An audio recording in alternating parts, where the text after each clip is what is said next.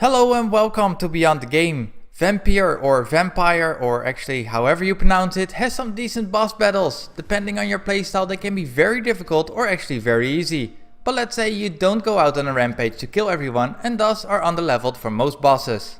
Even when you're underleveled, the fights are still not as hard as any Dark Souls game, but they still can give you a challenge. Here they are from easiest to hardest.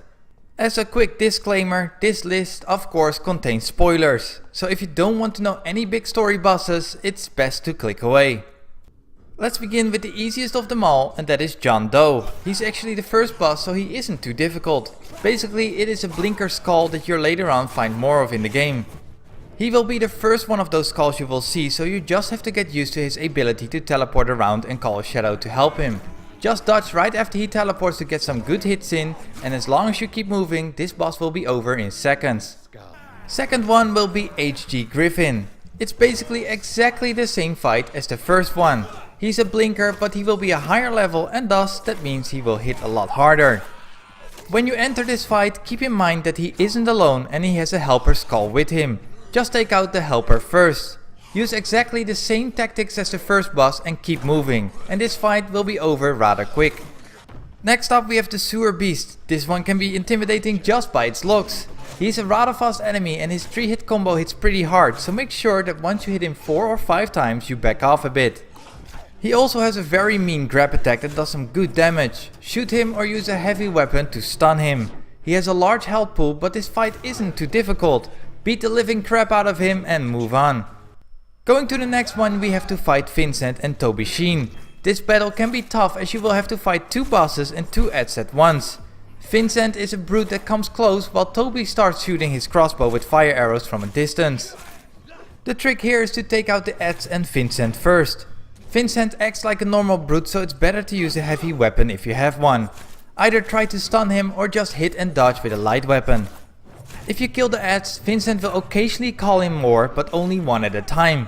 Keep moving here to avoid getting hit by Toby's arrows. Once Vincent is dead, Toby will be a piece of cake. Just run up to him and give him a beatdown, he won't survive.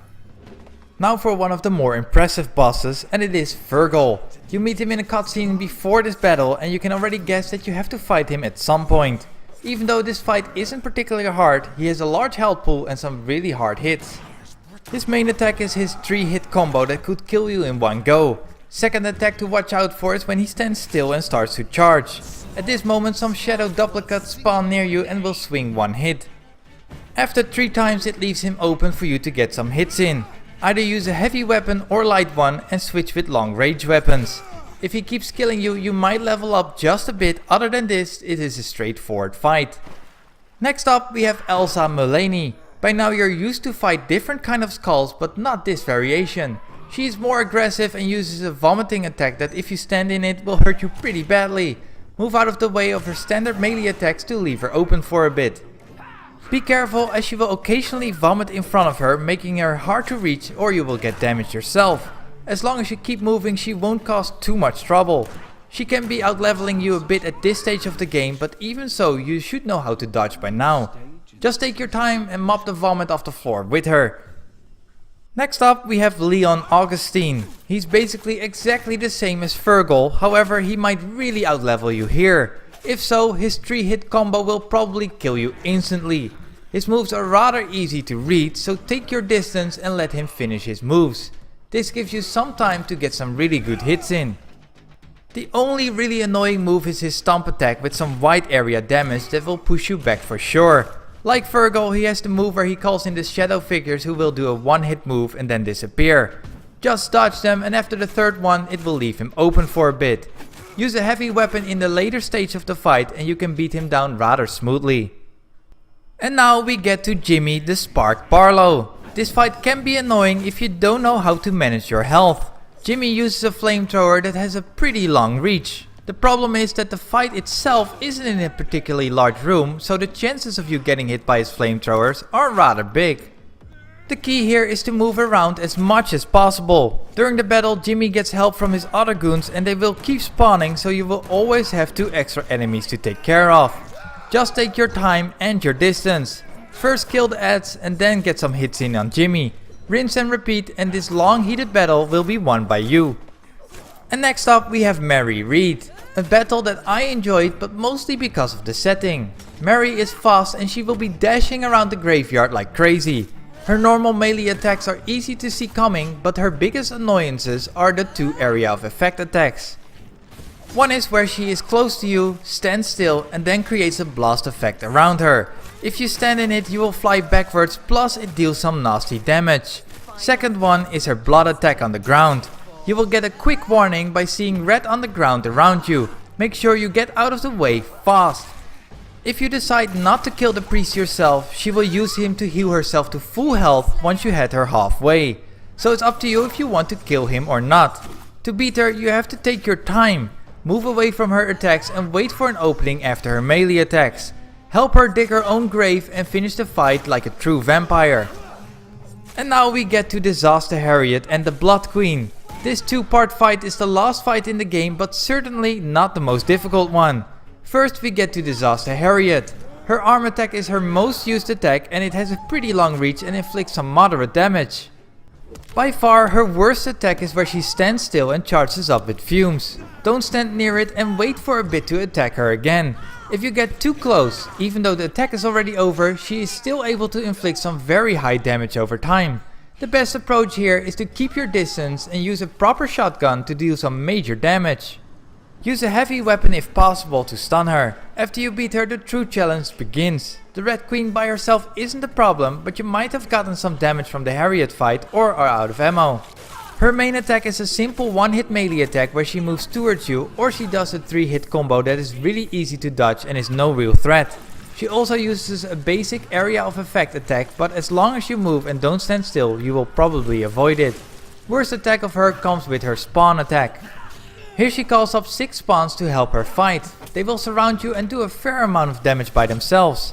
They won't stick around for too long though, so just move around. The queen herself cannot be stunned, so use whatever weapon you prefer.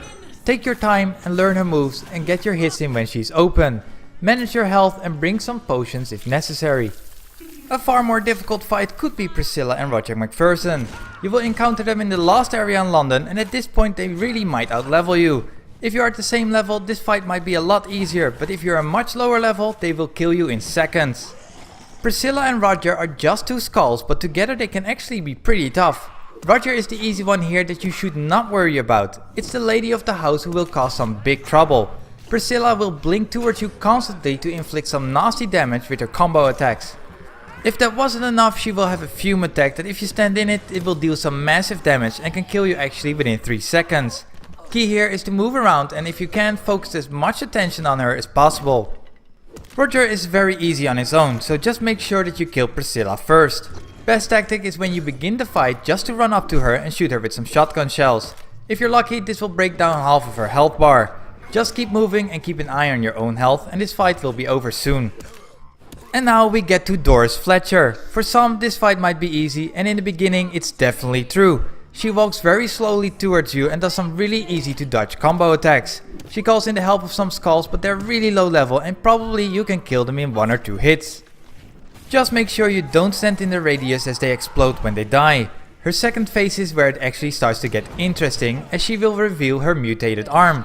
Don't stand near her when she does actually reveal it as the attack does some massive damage. She will mainly use her long range arm to cause some nasty damage and the hit will knock you back for sure. It is easy to see coming, but it's a fast attack that can be difficult to dodge. Also the fight requires some much needed stamina because you have to dodge a lot of her attacks. She is constantly dishing out moves and with her helpers around jumping on you, your stamina might be drained fast.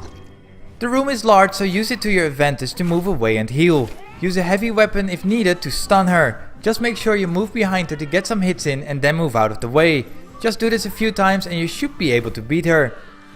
And then for the last one on my list, and it goes to Joffrey Mccullen. This guy can be really cheap and I had to do some side quests to level up a bit as he kept killing me. His main trick in this fight is the light that shines on you and keeps draining your stamina. Mccullen has some easy attacks that by itself don't do too much damage, but as your stamina might be drained there's no option to dodge. In the beginning the area where the lights will shine is manageable, but near the end it takes over 75% of the room and thus leaving you very vulnerable. He mostly uses a charge attack that can be dodged and it will leave him open for a bit. Best to use a heavy weapon here and stun him as much as possible to drain some blood back. If you can't get him down, be sure to level up a bit by doing side quests. If you do them all, you should be close to his level and thus making this fight more bearable. Just be sure to move around and stay out of those lights. Long range weapons also are very useful here. Happy hunting! And there you have it, my list, easiest to hardest bosses in Vampyr. I hope you enjoyed this list, and if you did, please hit that like button. If you had more trouble with a different boss, let me know in the comments below. For more videos like these or review videos, check out my channel and maybe even subscribe. For now, thanks for watching and see you next time.